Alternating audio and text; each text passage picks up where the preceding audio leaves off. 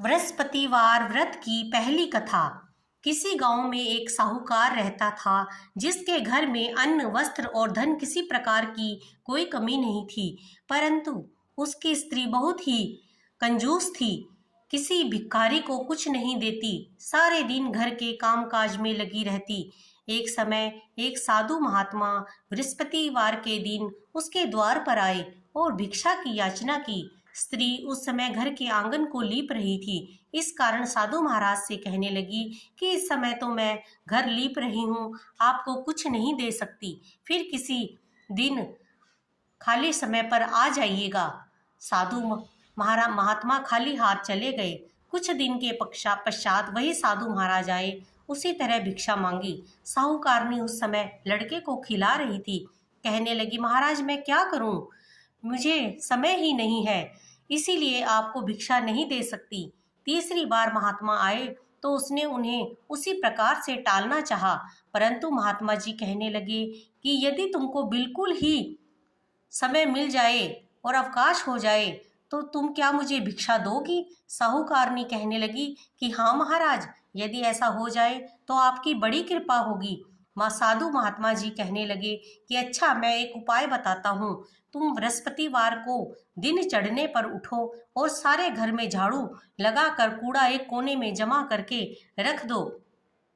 घर में चौका इत्यादि मत लगाओ। फिर स्नान आदि करके घर वालों से कह दो कि उस दिन सब हजामत अवश्य बनवाएं। रसोई बनाकर चूल्हे के पीछे रखा करो, सामने कभी ना रखो। सायंकाल को अंधेरा होने के बाद दीपक जलाया करो तथा बृहस्पतिवार को पीले वस्त्र मत धारण करो, न पीले रंग की चीजों का भोजन करो। यदि ऐसा करोगी तो तुमको घर का कोई काम नहीं करना पड़ेगा। साहूकारनी ने ऐसा ही किया।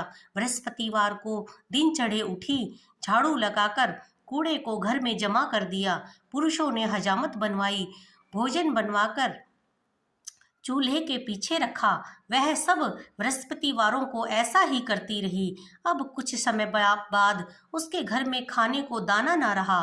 थोड़े दिनों में महात्मा फिर आए और भिक्षा मांगी, परंतु सेठानी ने कहा महाराज, मेरे घर में खाने को अन्न नहीं है, आपको क्या दे सकती हूँ? तब महात्मा ने कहा कि जब तुम्हारे घर में सब कुछ था तब भी तुम कुछ नहीं देती थी, अब पूरा पूरा अवकाश है तब भी कुछ नहीं दे रही हो, तुम क्या चाहती हो वह कहो। तब सेठानी ने हाथ जोड़कर प्रार्थना की, महाराज अब कोई ऐसा उपाय बताओ कि मेरे पहले जैसा धन धान्य हो जाए। अब मैं प्रतिज्ञा करती हूँ कि मैं जैसा आप कहेंगे वैसा ही करूँगी। तब महाराज ने कहा, बृहस्पतिवार को प्रातः काल उठकर स्नान आदि से निवृत्त हो, घर को गाय के गोबर से लीपो तथा घर के पुरुष हजामत ना बनवाएं। भूखों को अन्न जल देती रहा करो। ठीक सायंकाल दीपक जलाओ। यदि ऐसा करोगी तो तुम्हारी समस्त मनोकामनाएं भगवान बृहस्पति जी की कृपा से पूर्ण होंगी। सेठानी ने ऐसा ही किया और उसके घर में धन धान्य वैसा ही हो गया जैसा कि पहले था। इस प्रकार भगवान बृहस्पति जी की कृपा से अनेक प्रकार के सुख भोग कर दीर्घ काल तक जीवित रही। बोलिए बृहस्पति देव भगवान की जय। बोलिए विष्णु भगवान की जय। माँ लक्ष्मी की जय।